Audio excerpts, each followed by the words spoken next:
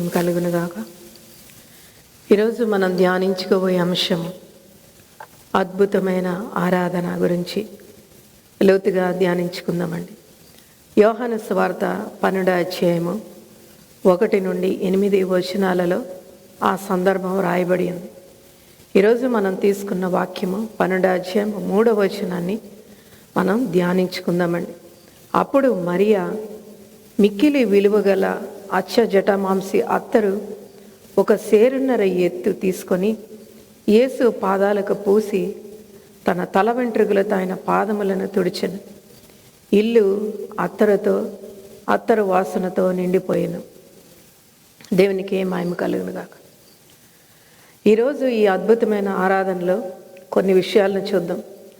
అసలు ఆరాధన అంటే ఏమిటి? ఆ ఆరాధన చేసిన స్త్రీ ఎవరు?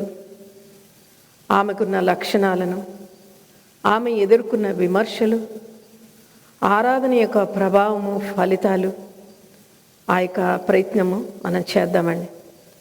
అసలు ఆరాధన అంటే ఏమిటి? ఆరాధన అంటే పాటలు పాడడం కాదు. ఆరాధన అంటే వాయిద్యాలు వాయించడం కాదు. ఆరాధన అంటే మరి చేతులెత్తి స్తుతించడం కాదు. కానీ ఆరాధన అంటే మన హృదయము, ప్రేమ, మన సమర్పణ ఉన్నదండి. అయితే ఒక స్త్రీ చేసిన అద్భుతమైన ఆరాధన. ఆ స్త్రీ ఎవరు అంటే మరియా, బేతనీయురాలు. మరియా చేసిన పని చిన్నదైతే కాదండి. ఆ పని ప్రభు హృదయాన్ని తాకింది. శిష్యులకైతే ఏమీ అర్థం కావట్లేదు. ఈరోజు ప్రపంచానికి కూడా ఒక వృధాగా కనిపిస్తుంది. కానీ ప్రభువుకి అది అందమైన, అద్భుతమైన పనిగా ప్రభు దృష్టికి వెళ్ళిందండి. ఈ ఆరాధన సందర్భాన్ని మనం జ్ఞాపకం చేసుకుంటే, మరి పస్కా పండుగకు 6 రోజుల ముందు బేతనీకి యేసు ప్రభు రావడం జరిగింది. ఎందుకంటే చనిపోయిన లాజర్ని మృతుల్లో నుండి లేపిన ఆ యొక్క సందర్భం. మరి లాజరు బ్రతికిన సందర్భంగా ఆ గృహములో గొప్ప విందు చేసుకుంటున్నారు. ఆ ఇల్లంతా గొప్ప సంతోషంతో నిండిపోయింది. కానీ బయట చూస్తే ప్రభువుని చంపాలని ఒక కుట్ర జరుగుతూ ఉంది. శిష్యులు ప్రభు మాటల్ని అర్థం చేసుకోలేకపోతున్నారు. అలాంటి ఉద్రిక్త సమయంలో మరియా ఒక అద్భుతమైన పని చేసిందండి. ఆమె యేసు పాదాల దగ్గర మరి తన ప్రేమను పోసినట్లుగా మనం చూస్తున్నాం. మరియా చేసిన అద్భుతమైన ఆరాధనలో ఆమెకున్న లక్షణాలని, ఒక 4 లక్షణాలని జ్ఞాపకం చేసుకుందాం. ఒక్కొక్క లక్షణము కింద ఒక చిన్న పాఠాన్ని కూడా మనం నేర్చుకుందామండి. మొదటి లక్షణం ఏమంటే, ఆమె ఖరీదైన సువాసన కలిగిన అత్తరును తీసుకుంది.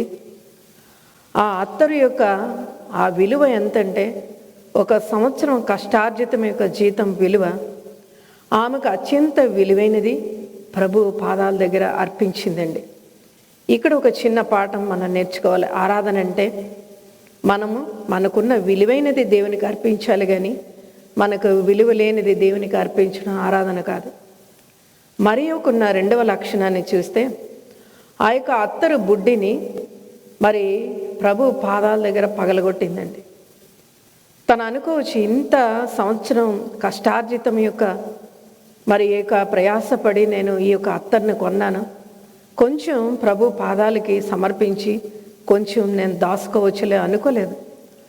ఆ యొక్క మొత్తాన్ని కూడా ప్రభు పాదాల దగ్గర పగలగొట్టింది. అంటే ఉపయోగించలేని విధముగా, తీసుకోలేని విధముగా మరియా సమర్పించినట్లుగా చూస్తున్నాం.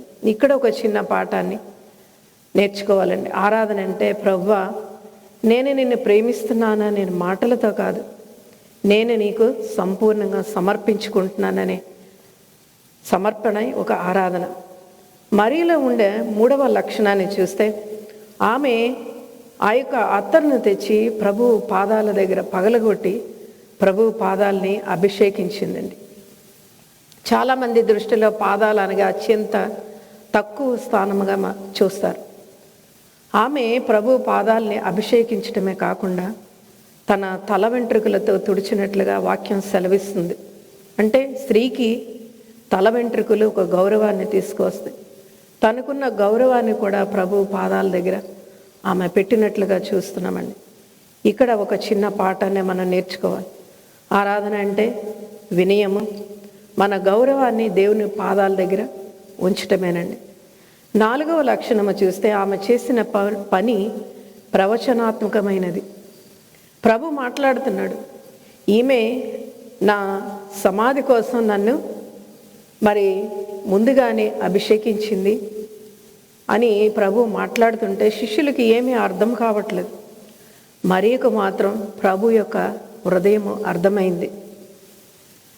ఇక్కడ ఒక చిన్న పాఠం మనం ఏం నేర్చుకోవాలంటే, ఆరాధన మనకు ఆత్మీయ విషయాలతో పాటు ఆత్మీయ నేత్రాలు కూడా మనకి తెరవబడతాయండి. దేవునికే మహిమ కలుగును గాక. అయితే మరియ ఆ విలువైన అత్తరును తెచ్చి ప్రభు పాదాల దగ్గర పగలగొట్టి అభిషేకిస్తున్నప్పుడు కొన్ని విమర్శలు ఎదుర్కొంది. యూదా విమర్శిస్తూ ఉన్నాడు, ఎందుకు అంత విలువైనది ప్రభు పాదాల దగ్గర నువ్వు వృధా చేస్తున్నావు, అది అమ్మి బీదలకు ఇవ్వచ్చు కదా. అంటే యూదా హృదయం అంతా లోభంతో, డబ్బుతో నిండిపోయింది. అందుకే మరియ చేస్తున్న ఆరాధన యూదాకి అర్థం కావట్లేదండి. యూదాకే కాదు, శిష్యులకి కూడా తన మాటలకి మరి గురైనట్లుగా మనం చూస్తున్నాం. కొన్నిసార్లు మన చుట్టూ ఉన్న విశ్వాసులకి మనం చేసే ఆరాధన తప్పుగా మరి చూస్తారండి. అయితే అక్కడ ప్రభు వెంటనే అంటున్నారు, ఆమెను విడిచిపెట్టండి. నిజమైన ఆరాధకుల్ని, నిజమైన సమర్పణ కలిగిన జీవితాల్ని ప్రభు ఎప్పుడు రక్షిస్తాడండి. వారి యొక్క ఆరాధన కూడా ఆయన చూస్తాడు. మరి ఆరాధన యొక్క సమర్పణ మరి కొన్ని ఫలితాలు, ఆ యొక్క ప్రభావం ఏ విధంగా ఉందంటే, ఆ విలువైన అత్తరును తెచ్చి ప్రభు పాదాల దగ్గర పగలగొట్టి ప్రభు పాదాల దగ్గర అభిషేకించిన తర్వాత ఆ ఇల్లంతా కూడా సువాసనతో నిండిపోయిందంట. కొన్నిసార్లు మనం చేసే ఆరాధన మన చుట్టూ ఉన్న వాతావరణాన్ని కూడా మార్చివేస్తుంది. నీ ఇంటి వాతావరణము, నీ కుటుంబ వాతావరణము, నీ సంఘ వాతావరణం కూడా మార్చివేస్తుందండి. ఆమె చేసిన పనిని మరి గుర్తించినట్లుగా మనం చూస్తున్నాం. సువార్త చూడండి, ఎక్కడ ప్రకటింపబడితే అక్కడ ఆమె చేసిన పని మరి ప్రకటింపబడుతూ ఉంది. అటువంటి ఆరాధకులకు శాశ్వతమైన గుర్తింపు, విలువను తీసుకొస్తుందండి. 3వ ప్రభావం ఏమంటే, ఆమె ప్రభు సిలువకు సిద్ధం చేసింది. మరియ ప్రభు హృదయాన్ని తాకింది. ఆమె ఆరాధన ప్రభుకి బలాన్ని ఇచ్చిందండి. చివరిగా ఈ ఆరాధన, అద్భుతమైన ఆరాధన గురించి చాలా విషయాలు మనం నేర్చుకున్నాం. మన జీవితాలకి ఏ విధంగా అన్వయించుకోవాలి, మనం ఏం నేర్చుకోవాలి అని అంటే, మరియ ఆ విలువైన అత్తర్ని ప్రభు పాదాల దగ్గర ఎలా అర్పించిందో, సమర్పించిందో, ఈరోజు నీ సమయము, నీ ప్రతిభ, నీ వనరులు, నీ యొక్క సౌకర్యాలు, నీ యొక్క భవిష్యత్తు ఏది ప్రభు పాదాల దగ్గర పగలగొట్టడానికి, సమర్పించడానికి సిద్ధముగా ఉన్నావో పరీక్షించుకోవాలండి. ఆశీర్వాదం రాకముందే మనం ఆరాధించాలి. మరియ ప్రభు పునరుద్ధానికి ముందే ప్రభువుని ఆరాధించింది. విమర్శలు వచ్చినా కూడా ఆమె ఆరాధన ఆపలేదు, తన సమర్పణ ఆపలేదు. మన జీవితంలో కూడా దేవునికి సమర్పించుకొని మన ఆత్మీయ జీవితంలో ముందుకు వెళ్తున్నప్పుడు ఎన్నో విమర్శలు రావచ్చు. కానీ పౌలు వలె వెనుదిరగకుండా మన యొక్క పరుగుని ముగించాలండి.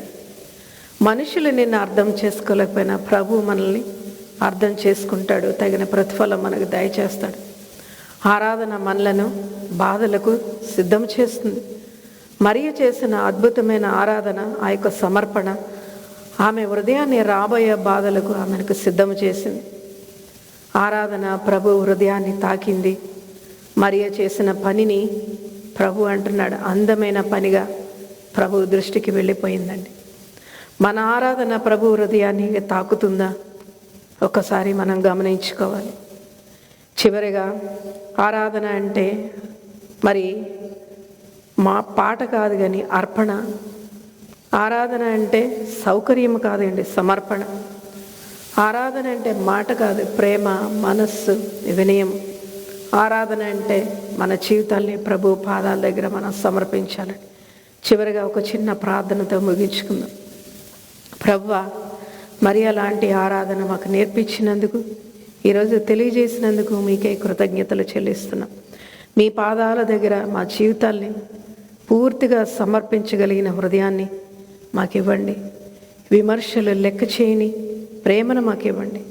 మా జీవితాలు నీకు సువాసనగా, పరిమళ మరి సుగంధముగా ఉండేలాగా కృప చూపించమని సమస్త ఘనత ప్రభావాలు మీకే ఆరోపిస్తూ యేసయ్య నామములో అడిగి వేడుకుంటున్నాం తండ్రి. ఆమేన్, ఆమేన్.